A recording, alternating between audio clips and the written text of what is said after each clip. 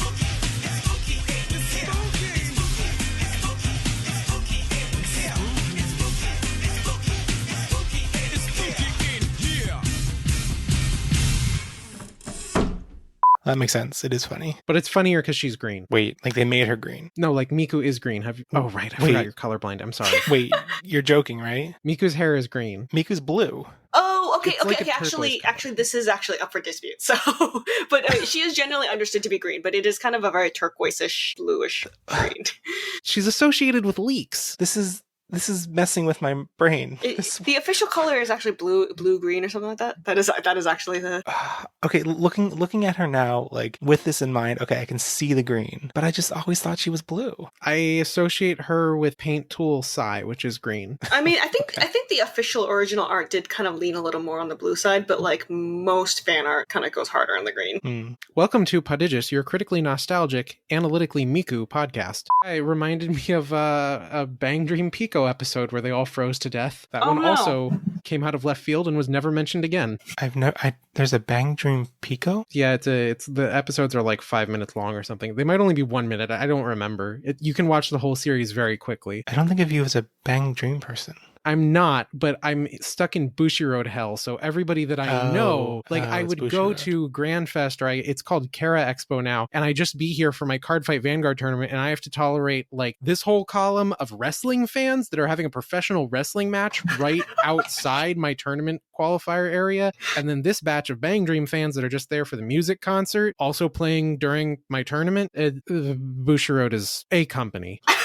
I mean, similar experience with side games recently, and now there's horse racing in the side games world, so you know. Oh, okay. Wait, horse racing idols, you know, as you do. Oh gosh, that was them? Okay. Oh yeah, it's wildly successful. Uma Musume. Actually, a lot of girls really like it because there's a ban on R18. A lot of girls feel really safe getting into things for the cute girls now. So there's a what? A ban on what? You can't have R18 because the actual owners of the horses will get mad. Oh. So you're legally not allowed to make porn of Uma Musume because of that. I mean, I'm sure there is, but it's underground. So because a lot of female fans felt safer in that environment, there's a lot of girls into it. Oh, interesting. That is correlating with one of the downsides of getting into the Digimon card game is being like, there's this big meetup and there's a single non-male presenting person in this other crowd. Yeah. The only card game that I have, Vanguard is the only one that I have played that has had like a significant large female presence in tournaments. Yeah. Like my friend was telling me about like getting into card games and stuff, and like he loves card games, so he wanted to get me into card games, but he admitted like the one thing that he does have to consider a caveat is like the danger of me being like a female fan in that kind of crowd. And even if you like even if you have a community that's like safe where you don't have to worry about harassment or anything like that, there's still the stereotyping of like, oh, that's probably just somebody's girlfriend. Yeah. Okay, so I think of those 4 title ideas. My favorite is A Song of Ice, Fire, and Pickles. Peter Pan and Tinker Pickle. Please. Ice Fire and Pickles. I like A Song of Ice Fire and Pickles because it comprehensively covers a lot of what happens. Oh. This is- Toy, which one did you want? You want Peter Pan and Tinker Pickles? Or maybe Peter Pan and Tingle Pickle. I feel like it doesn't work. Like Peter Pan and Tinker Pickle doesn't look funny, but it sounds very funny to say out loud. We need to make them regret Picklebot. This is the worst thing they have ever done to us. I remember the naughty eggs, and this is worse.